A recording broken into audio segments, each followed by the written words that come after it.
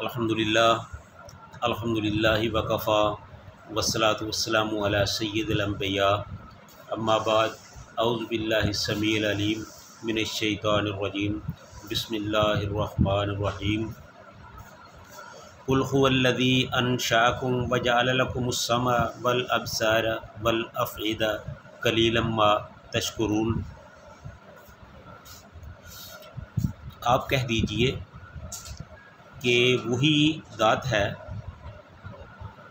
وہی اللہ ہے جس نے تمہیں پیدا کیا، وَجَعَلَ لَكُمْ اور بنایا تمہارے لیے السَّمْعَ کانوں کو، وَالْأَبْصَارَ اور آنکھوں کو، وَالْأَفْئِدَةَ اور دلوں کو، قَلِيلًا مَا تَشْكُرُونَ اور تم کم ہی شکر کرتے ہو۔ ہر قسم کی حمد و ثنا اللہ تعالیٰ کی ذات کے لیے جو سارے جہانوں کا خالق و مالک اور پروردگار ہے، اور لا تعداد بے شمار درود و سلام سید الانبیاء، حبیب خدا، مصدر مہر و وفا، سرچشمہ سر و رضا، پیغمبر رب ارض و سما، حضرت محمد رسول اللہ صلی اللہ علیہ وآلہ وسلم کی ذات پہ۔ اس آیت میں اللہ تعالیٰ نے انسان کو یہ یاد دلایا ہے کہ میں نے ہی تجھے پیدا کیا، میں نے ہی تیرے کان، تیری آنکھیں اور تیرے دل بنائے، لیکن تو اس کے باوجود اے انسان، تو اس کے باوجود میرا شکر نہیں کرتا۔ اور پس منظر اس آیت کا یہ ہے کہ اللہ تعالیٰ انسان کو یہ باور کرانا چاہتا ہے کہ یہ جو میں نے تمہیں جسم کے اعضاء دیے ہیں، ان کا ایک مقصد ہے، وَجَعَلَ لَكُمْ اور بنایا تیرے لیے السَّمْعَ کانوں کو۔ کانوں کو کیوں بنایا؟ اس لیے بنایا ہے کہ جو اللہ تعالیٰ کا پیغام ہے، حق ہے، سچ ہے، دین ہے، شریعت ہے، پیغمبر اسلام صلی اللہ علیہ وآلہ وسلم کا مبعوث ہونا ہے، تو اس کے بارے میں سن کر فیصلہ کر سکے۔ تیرے اندر یہ صلاحیت ہونی چاہیے کہ تو حق کو سن کر حق کے بارے میں کوئی فیصلہ کر سکے۔ وَالْأَبْصَارَ اور تمہیں آنکھیں دی ہیں، وہ بھی اس لیے دی ہیں کہ تم ان آنکھوں سے دیکھ کر حق کو پہچان سکو۔ تو قرآن پاک کو پڑھ، تو قرآن پاک کو دیکھ کر پڑھ، پھر فیصلہ کر کہ کیا صحیح ہے کیا غلط ہے، میں جس راستے پر چل رہا ہوں وہ صحیح ہے یا غلط ہے۔ وَالْأَفْئِدَةَ اور میں نے ہی تمہارے دلوں کو بنایا۔ دلوں کو کیوں بنایا؟ وہ بھی اس لیے بنایا کہ تو غور کر سکے، تو اپنے دل سے سوچ سمجھ سکے، تجھے شعور مل سکے کہ یہ جو اللہ تعالیٰ نے تمہیں جسم دیا، اعضاء دیے، یہ دنیا جہان کی نعمتیں بنائی ہیں، یہ بلا وجہ تو نہیں ہے، اس کا کچھ پس منظر ہے، اس کو بنانے کا کچھ مقصد ہے۔ تو جو اللہ تعالیٰ نے یہ سب کچھ بنایا ہے، یہ کسی مقصد کے لیے بنایا ہے، اور یہ دیکھ کہ یہ جس مقصد کے لیے بنایا گیا ہے تو اس مقصد کے لیے کام کرتا ہے یا نہیں کرتا۔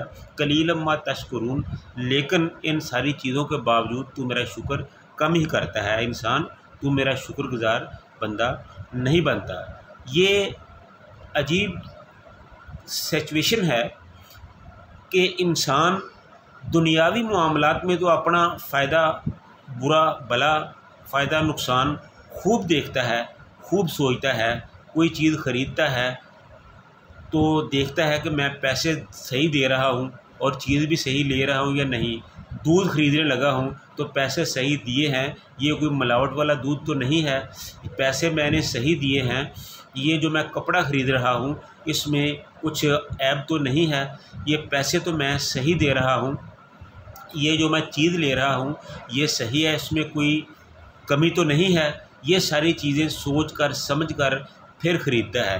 لیکن جو دینی معاملات ہیں، جو اخروی معاملات ہیں، جن پر اسلام انسان کو زیادہ غور کرنا چاہیے، زیادہ سوچ و فکر کرنا چاہیے، زیادہ تدبر کرنا چاہیے، انسان اس پر غور کرتا ہی نہیں ہے، انسان یہ دیکھتا ہی نہیں۔ حالانکہ اللہ تعالیٰ نے انسان کو کان کس لیے دیے؟ اس لیے کہ وہ حق کو سن سکے، قرآن پاک کو سن کر پھر فیصلہ کرے۔ آنکھیں کیوں بنائی دی؟ قرآن پاک کو پڑھے، دیکھے، پھر فیصلہ کرے۔ دل کیوں بنایا؟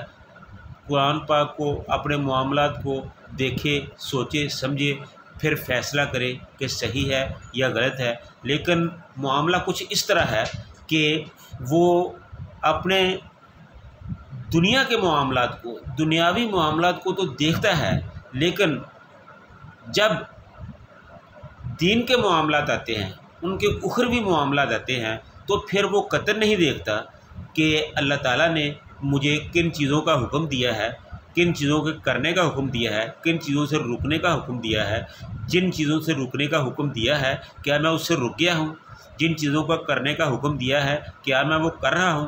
اللہ تعالیٰ نے فرمایا ہے کہ یہ تم نے میری شریعت پہ عمل کرنا ہے، نماز پڑھنی ہے، روزہ رکھنا ہے، نیکی کے کام کرنے ہیں، یہ سارے کام کرنے ہیں، یہ میں کیا کر رہا ہوں؟ اور اسی طرح برے کاموں سے اسلام نے، اللہ تعالیٰ نے روکا ہے۔ یہ جھوٹ نہیں بولنا، یہ کسی کے ساتھ بددیانتی نہیں کرنی، کسی کا حق نہیں مارنا، یہ راستوں کو صاف کرنا ہے۔ یہ سارے کام جو ہے نیکی کے کام ہے، یہ جو برے کام ہے ان سے میں بچ رہا ہوں۔ یہ ساری چیزیں دیکھنے والی ہیں، سوچنے والی ہیں، پرکھنے والی ہیں۔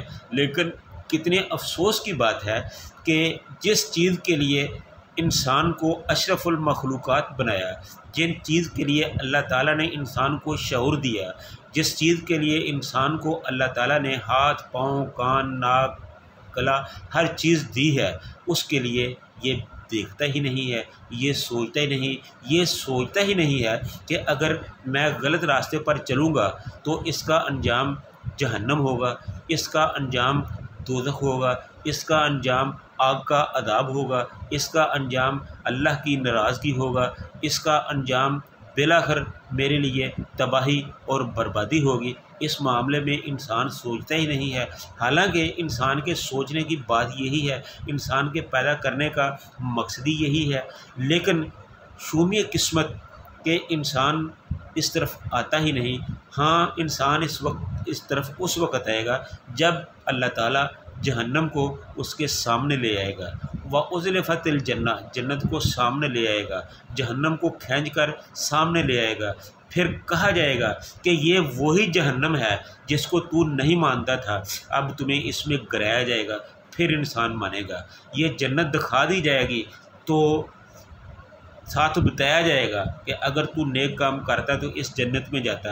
پھر اس وقت انسان پچھتائے گا، لیکن اس وقت اس کا پچھتانا کسی کام کا نہیں ہوگا۔ تو اے انسان، اے میرے بھائی، اے میرے دوست، آپ کو چاہیے کہ اللہ تعالیٰ نے یہ جو زندگی آپ کو دی ہے، اس کا ایک مقصد ہے کہ آپ غلط کو چھوڑ دے، صحیح کو اپنا لے، صحیح راستے پر چلو، غلط راستے کو چھوڑ دو، جنت کے لیے کے حصول کے لیے دوگو کرو، اور جہنم سے بچنے کے لیے اللہ کی نافرمانی سے بچو۔ یہ ساری چیزیں جو انسان کے کرنے کے لیے ہے، یہ ہمیں کرنی چاہیے۔ اللہ تعالیٰ سے دعا ہے کہ اللہ تعالیٰ ہمیں حق اور سچ کو سمجھنے کی اور پھر اس پر عمل کرنے کی توفیق عطا فرمائے۔ وآخر دعوانا ان الحمد للہ رب العالمین۔